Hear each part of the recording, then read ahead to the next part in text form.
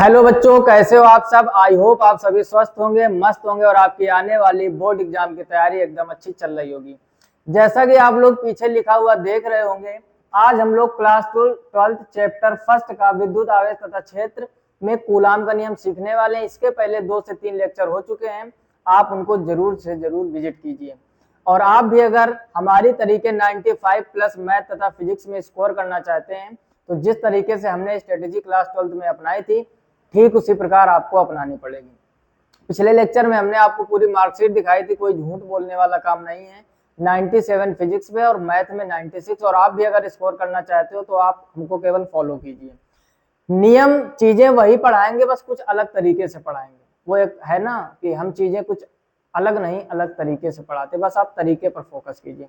जैसे कूलाम के नियम में सब लोगों ने, कुछ लोगों ने पढ़ा भी होगा, ठीक, और कुछ लोग पहली बार पढ़ रहे होंगे, तो 2-3 चीजें बेसिक पहले आप समझ लो। सबसे पहले तो ये समझ लो कि जो कूलाम का नियम होता है आपका, ये 2 बिंदु आवेशों के कारण होता है।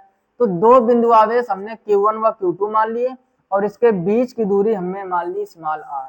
बीच की दूरी क्या मान ली? Small r। और इनके बीच कोई ना कोई बल कार्य करता है और उसी बल को हम लोग कूलाम का नियम कहते हैं, क्योंकि यह बात किसने बताई थी? कूलाम ने।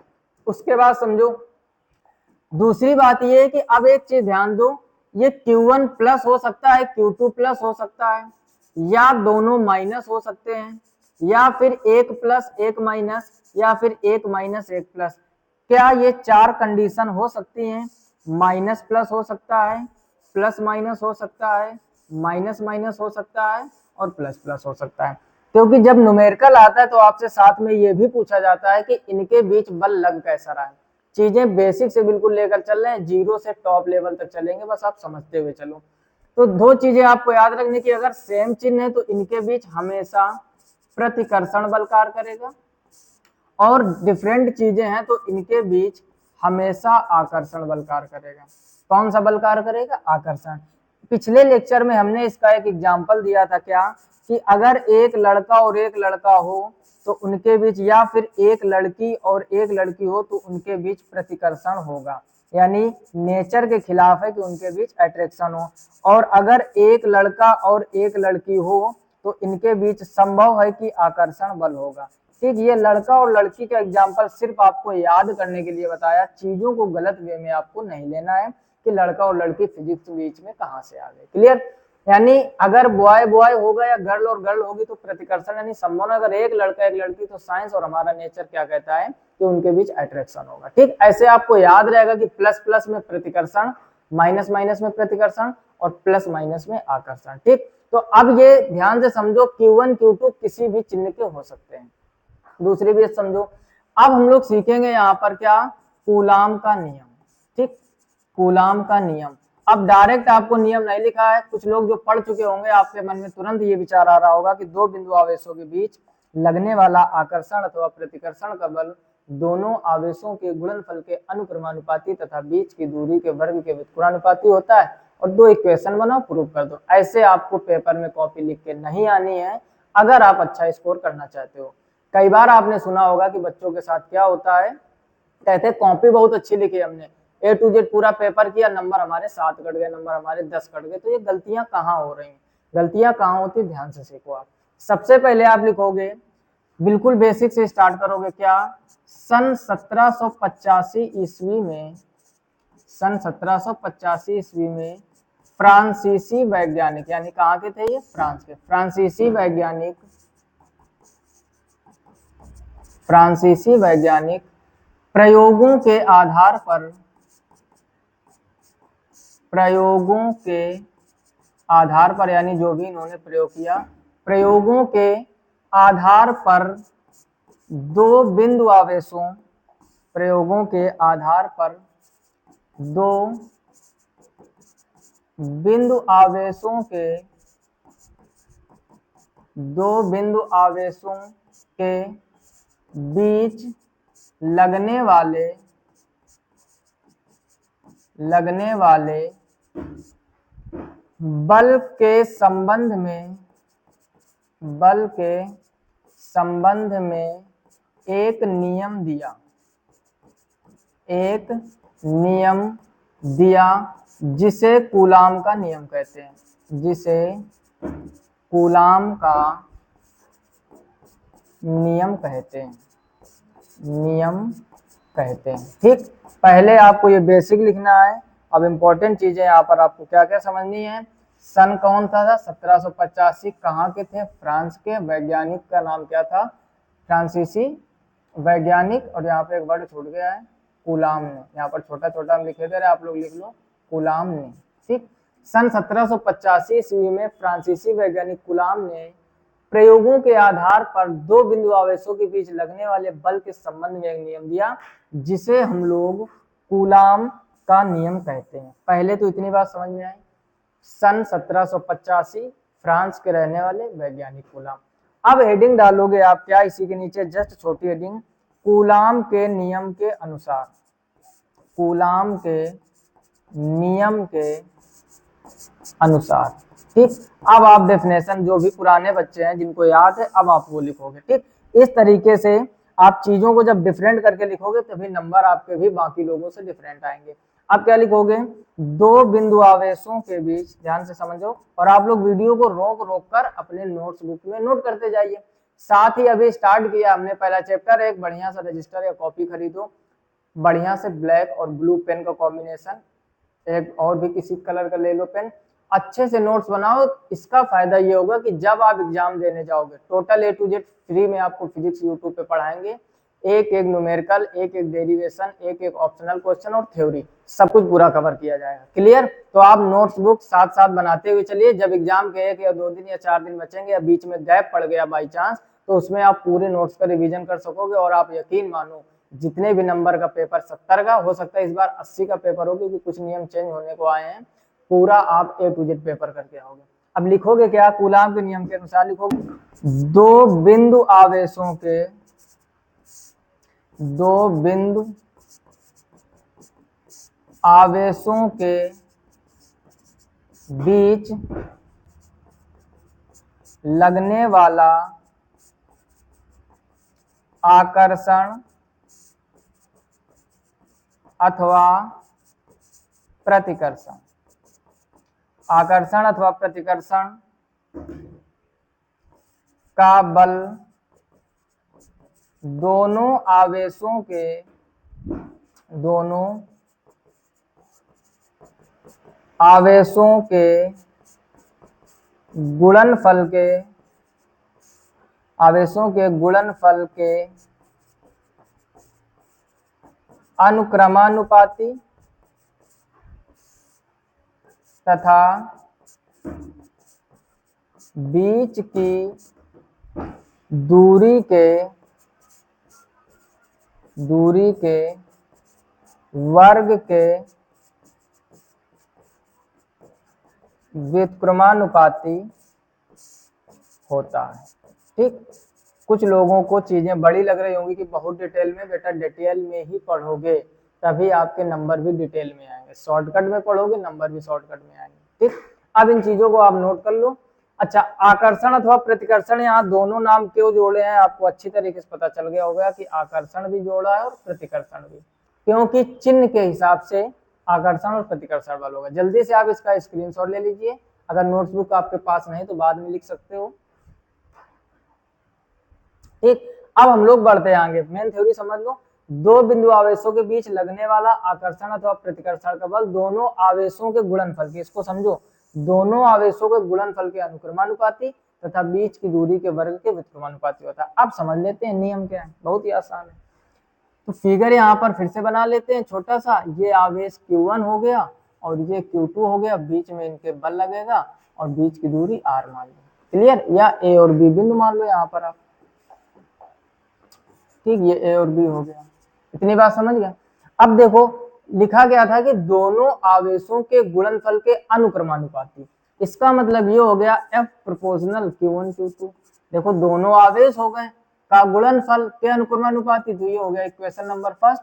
और दूसरा था बीच की दूरी के वर्ग के व्युत्क्रमानुपाती, तो बीच की दूरी के वर्ग का व्युत्क्रमानुपाती, इक्वेशन नंबर सेकेंड। देखो जो चीजें आपने थ्योरी में लिखी है बस वही सीखना है। आवेशों के गुणनफल के अनुक्रमानुपाती, बीच की दूरी क्या है R, का वर्ग तो स्क्वायर कर दो, के व्युत्क्रमानुपाती तो नीचे कर दो। अब क्या लिखोगे, बस दोनों को मिला दो। तो यहाँ पर लिखोगे समीकरण 1 व 2 को मिलाने पर, समीकरण 1 व 2 को मिलाने पर, तो जब मिलाओगे इनको तो F प्रोपोर्शनल क्या हो जाएगा, Q1 Q2 बटे R स्क्वायर। क्लियर।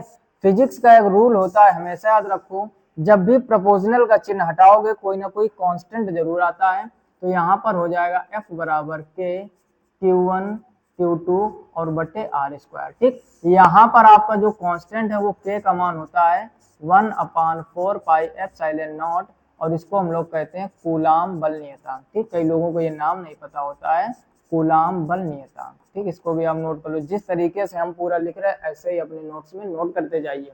इसको कूलाम बल नियतांक कहते हैं। अब यही के का मान आप वहां पर पुट कर दीजिए तो क्या हो जाएगा, F equal 1/4 pi epsilon not के और Q1 Q2 बटे R स्क्वायर। ठीक, एक चीज समझो, अब ये मन में डाउट नहीं होना चाहिए कि ये के था आपका स्मॉल के और इसकी जगह पर ये पूरी वैल्यू है और ये है आपका परावैद्युतांक। ठीक, यहाँ पर के आपका क्या है, परावैद्युतांक। ठीक, ये नोट कर लो, ये कैपिटल के होता है। अच्छा, निर्वात या वायु के लिए इसका मान भी नोट कर लो।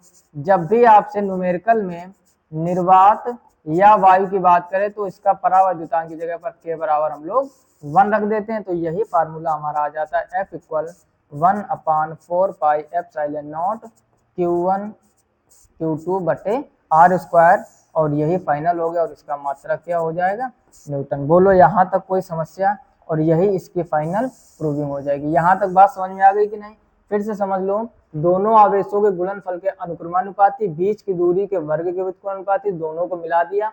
जब भी प्रोपोर्शनल हटेगा कोई ना कोई कांस्टेंट आता है, हर एक डेरिवेशन में ये रूल रहेगा। यहाँ पर के की जगह पर कूलाम बल नियतांक आता है, इसका मान होता है 1/4 पाई एप्सिलॉन नॉट, रख दिया। यहाँ पर कैपिटल के रहेगा, कैपिटल के क्या होता है, परावैद्युतांक होता है। निर्वात या वायु के लिए के की जगह पर 1 रख देते, न्यूमेरिकल में आपको काम आएगा, और ये फाइनल इसकी प्रूविंग हो गई। और यहीं पर हम लोग क्या लिख देते हैं, प्रूव। ठीक, कुछ चीजें और समझो, जो इस तरीके से आप करके आओगे, ये कभी कभार 3 नंबर का और कभी डिटेल में 5 नंबर का भी आ जाता है, तब आपको 3 नंबर या 5 नंबर मिलेंगे। ठीक, अब जो चीजें इसमें आपने देखा शॉर्टकट में, कुछ उनको समझ लो। जैसे यहाँ पर आप गौर करो, आपने एक पॉइंट लिखा है क्या, 1/4 पाई एप्सिलॉन नॉट। तो जब भी न्यूमेरिकल लगाओगे इसकी जगह रखोगे 9 × 10⁹, और इसका मात्रक क्या होता है, न्यूटन मीटर स्क्वायर प्रति कूलम स्क्वायर। कभी कभार इसका मात्रक ही पूछ लिया जाता है। ठीक, अलग से जो इसमें 4 पाई तो कांस्टेंट हो गया। ठीक, पाई की वैल्यू आप जानते हो। अब ये बचा आपको एप्सिलॉन नॉट, इसको हम लोग कहते हैं निर्वात की विद्युतशीलता। इसको क्या कहते हैं, निर्वात की विद्युतशीलता। ये सब चीजें आप लिखते जाओ, और इसका जो मान होता है वो भी लिख दो, वो होता है 8.85 10⁻12। ठीक, अगर इसके मात्रक की बात करें, ध्यान से समझो, अगर इसके मात्रक की बात करें तो जस्ट इसी का उल्टा कर दो, यानी कूलम स्क्वायर प्रति न्यूटन मीटर स्क्वायर। ठीक, कभी कभार इसकी विमा के बारे में पूछ लेता है, तो जब इसकी विमा निकालना हो तो कूलम न्यूटन मीटर इन सब की विमा निकाल कर गुणा भाग करके आसानी से आप निकाल सकते हो। ठीक, तो इसके अगर हम एप्सिलॉन नॉट की विमा निकालें, ध्यान से समझो, थोड़ी जगह है यहाँ, इतने में काम करो, नए पेज में सीखते हैं। ठीक, यहाँ पर समझो दे। ठीक, इसकी जब आप विमा निकालोगे तो यहाँ पर लिख दोगे क्या, एप्सिलॉन नॉट की विमा। ठीक, तो जब भी विमा निकालो तो मात्रक पर ध्यान दो, मात्रक क्या था, कूलम स्क्वायर प्रति न्यूटन मीटर स्क्वायर। अब समझना ध्यान से बिल्कुल इसको, कूलम Q बराबर IT होता है तो ये A स्क्वायर T स्क्वायर हो जाएगा। ठीक, कहाँ से निकला, फार्मूला होता है Q बराबर IT, I का जो A होता है और समय T का कैपिटल T। विमा हम लोग हमेशा बड़े ब्रैकेट में लिखते हैं और कैपिटल लेटर में। ठीक, और न्यूटन यानी बल की विमा क्या होती है, ML/T-2, ये आप डायरेक्ट याद कर लो, मीटर स्क्वायर तो L स्क्वायर हो जाएगा। ठीक, अब क्या करो, L स्क्वायर और L क्या हो जाएगा, L क्यूब, M ऊपर जाएगा तो M की पावर -1 हो जाएगा, L की पावर -3। अब ध्यान दो, ऊपर T स्क्वायर है, नीचे T की पावर -2 है, ऊपर ले जाओगे T की पावर 4 हो जाएगी, और साथ में A स्क्वायर। तो ये आ जाएगी आपकी एप्सिलॉन नॉट की विमा। अब आपका कूलम के नियम से रिलेटेड जितने भी पॉइंट है सभी डिस्कस हो गए हैं। अब देखो थोड़ा बैक करके समझ लेते हैं। ये हम लोगों ने पूरा कूलम का नियम सीखा। आप इसका स्क्रीनशॉट ले लीजिए और साथ में अपने नोटबुक में नोट करते रहे। और यहाँ पर एप्सिलॉन नॉट की विमा क्या आई थी वो लिख लो, M-1 L की पावर -3 T की पावर 4 A स्क्वायर। ठीक, याद करने के एक ट्रिक आपको सिखा देते हैं ताकि आपको एग्जाम में याद रखे।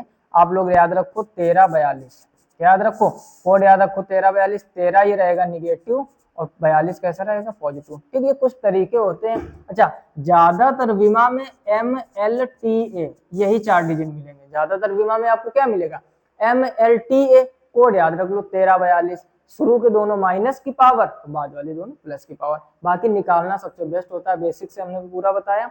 इधर समझ लेते हैं, यहाँ से हम लोगों ने स्टार्ट किया था A to Z एक एक चीज हमने लिखी। ठीक इसी प्रकार आप अपने नोटबुक में नोट कीजिए। इसके बाद में आप इसका स्क्रीनशॉट ले लीजिए, ये पूरा स्क्रीनशॉट लेने के बाद और लास्ट में हम लोगों ने इसकी क्या निकाली, लास्ट में इसकी हम लोगों ने क्या निकाली, बीमा। ठीक, तो अब वापस आते हैं अपने क्लियर। तो यहाँ तक पूरा आज हम लोगों ने कूलाम का नियम सीख लिया। जल्दबाजी बिल्कुल भी नहीं करना है आपको। जिस तरीके से हमने पूरा बेसिक से कहाँ के रहने वाले थे, कब इन्होंने नियम दिया, क्या किया, कैसे किया, प्रयोगों के आधार पर कुछ तो डिटेल में लेके चलो। बिल्कुल शॉर्टकट में आप 2 घंटे में पेपर करके बैठ जाओगे। कई बार हमारे ऑफलाइन स्टूडेंट होते हैं, आप जाके देख सकते हो ऑफलाइन स्टूडेंट, हमारे शॉर्ट वीडियो इसी चैनल पे देख सकते हो। ऑफलाइन स्टूडेंट हमसे क्या बताते हैं, वो कहते भैया जो सीनियर जो जा चुके हैं करके, वो कहते भैया 2 घंटे में पेपर हमने कर दिया था। यकीन मानो 3 घंटे 15 मिनट का पेपर आप 2 घंटे में कर ही नहीं सकते। और अगर कर रहे हो तो आप चीजें शॉर्टकट में अपना रहे हो, शॉर्टकट में ही आपके नंबर आएंगे। और वही सभी बच्चे जिस दिन रिजल्ट आता है आके रोते हैं कि भैया पूरा पेपर अच्छा किया था और हमारा पेपर में कुछ गड़बड़ हो गया है, अच्छे नंबर नहीं आए। फिर स्क्रूटनी करवाओ, पर सब्जेक्ट 500 रुपए चार्ज करो। ये सब करने की क्या जरूरत है, समझ पा रहे हो। आप बेसिक से चीजें लेकर चलो और जो 3 घंटे 15 मिनट की रिक्वायरमेंट है आप उसको ढंग से लिखो। 3 घंटे 3.25 घंटे का पेपर 2 घंटे में कैसे हो जाता है, हम ये नहीं समझ पाते हैं। और जल्दबाजी करोगे आप तो सब रिजल्ट बिगड़ जाएगा। बाकी आप समझदार हो, इसको अच्छे से तैयार कर लीजिए।